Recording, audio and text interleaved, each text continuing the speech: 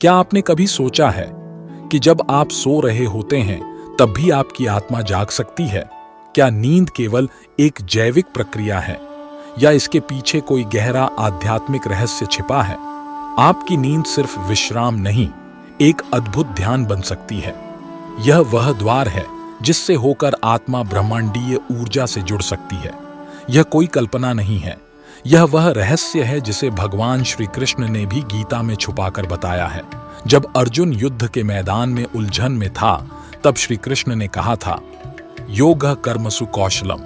इसका अर्थ सिर्फ कर्मों में कुशलता नहीं, बल्कि हर क्रिया को ध्यान, भक्ति और जागरूकता से करना है, यहां तक कि नींद को भी।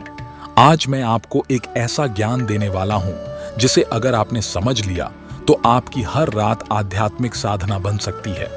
यह वीडियो कोई सामान्य प्रेरणा नहीं, यह आत्म जागरण की कुंजी है। यह वो रास्ता है जो आत्मा को श्री कृष्ण के निकट ले जाता है। चलिए शुरुआत करते हैं उस मौन शक्ति से जो सोते समय आपके भीतर काम करती है। जब आप नींद में जाते हैं तो आपका शरीर विश्राम करता है, लेकिन अवचेतन मन वह और भी ज्यादा सक्रिय हो जाता है। यह मन जो दिन भर के विचारों से थका हुआ होता है, रात को ब्रह्मांड से गुप्त संवाद करता है।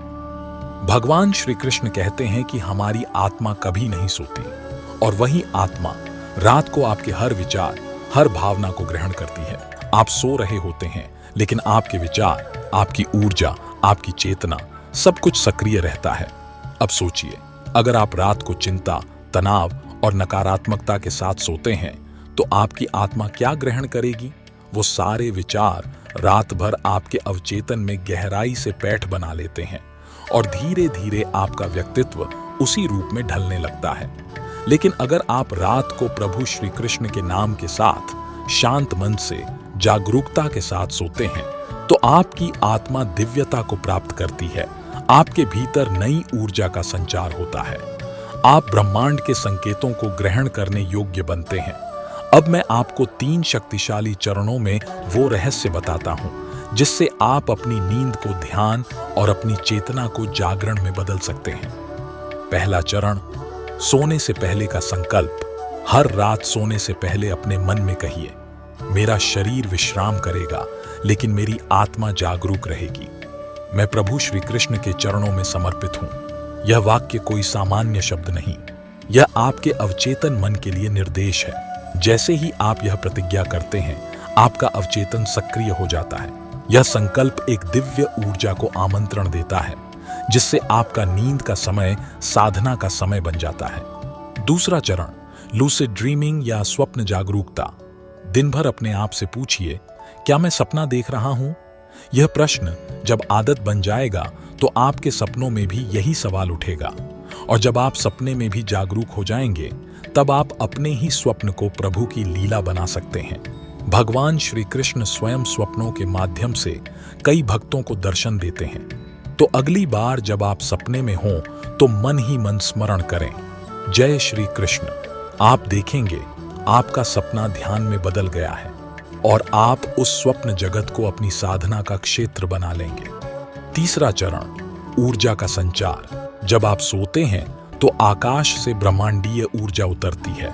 आपका सिर, सहस्रार चक्र एक दिव्य द्वार है जो ब्रह्मांड से जुड़ने का माध्यम बनता है। सोते समय कल्पना करें कि प्रभु श्री कृष्ण का एक सुनहरा प्रकाश आकाश से आपके सहस्रार चक्र में प्रवेश कर रहा है।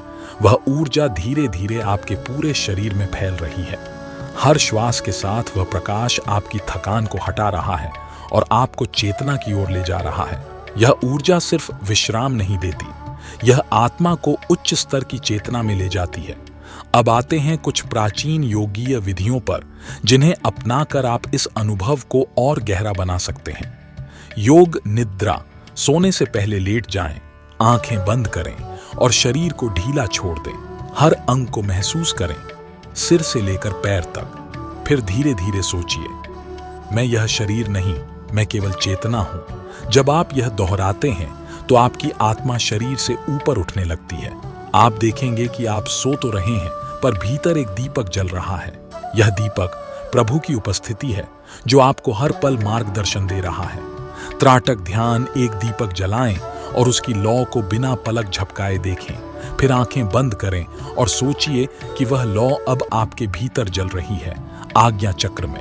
यह लौ आपकी एकाग्रता को बढ़ाती है और जब आप सोने जाएं तो वह ऊर्जा आपको एक दिव्य यात्रा पर ले जाती है। यह एक साधारण तकनीक नहीं, यह श्री कृष्ण को आंतरिक रूप से आमंत्रण देने का माध्यम बन जाती है। स्वर विज्ञान, रात को बाईं करवट सोना चंद्र स्वर को सक्रिय करता है, जो शांति और ध्यान की ओर ले जाता है। आपकी सांसों का प्रवाह आपकी चेतना को नियंत्रित करता है। अब बात करते हैं ब्रह्मांड के संकेतों की। जब आप नींद में होते हैं, आपके सपने केवल दृश्य नहीं होते, वे दिव्य संकेत होते हैं। अगर आपने सपना देखा कि आप उड़ रहे हैं, यह आत्मिक उन्नति का संकेत है। अगर समुद्र दिखा, यह भावनाओं की गहराई को दर्शाता है। अगर अंधकार या गिरना महसूस हुआ, यह चेतावनी भी हो सकती है कि आप अपने जीवन में संतुलन खो रहे हैं। इन संकेतों को समझना सीखिए। सुबह उठकर 2 मिनट आंखें बंद रखिए और रात के सपनों को याद करने की कोशिश कीजिए। अपने पास एक डायरी रखें और सपनों को उसमें लिखते जाइए। कई बार इन्हीं सपनों में छुपे होते हैं उत्तर, किसी समस्या का हल या कोई चेतावनी। भगवान श्री कृष्ण स्वयं कहते हैं, मैं हर जीव के हृदय में निवास करता हूं। तो क्यों ना हम अपने हृदय और मन को उस चेतना से जोड़ें जो हर रात हमें संकेत देती है। अब अंतिम और सबसे सुंदर रहस्य, आभार। हर रात सोने से पहले प्रभु का धन्यवाद करें। कहिए, हे कृष्ण, आज जो मिला उस हर पल के लिए मैं कृतज्ञ हूं। यह आभार आपके मन में एक सकारात्मक ऊर्जा उत्पन्न करेगा। जब आप आभारी होते हैं तो ब्रह्मांड आपको और अधिक देता है। प्रभु का नाम लेकर सोना, उनके गुणों का चिंतन करते हुए सोना, यह सबसे सुंदर साधना है। यह न सिर्फ आपकी नींद को दिव्य बनाता है, बल्कि आपके जीवन की दिशा भी बदल देता है। अब आपसे एक सवाल, क्या आप तैयार हैं हर रात को ध्यान, ऊर्जा और प्रभु समर्पण का साधन बनाने के लिए? क्या आप आज से अपने जीवन को जागरूकता की नींव पर जीना शुरू करेंगे? अगर हां, तो कमेंट में जरूर लिखें, मेरी नींद अब साधना है। और अगर यह वीडियो आपके हृदय को छू गया हो तो इसे अपने प्रियजनों से जरूर साझा करें। चैनल को सब्सक्राइब करें ताकि हम हर दिन आपको दिव्यता की ओर एक कदम और बढ़ा सकें। जय श्री कृष्ण। धन्यवाद।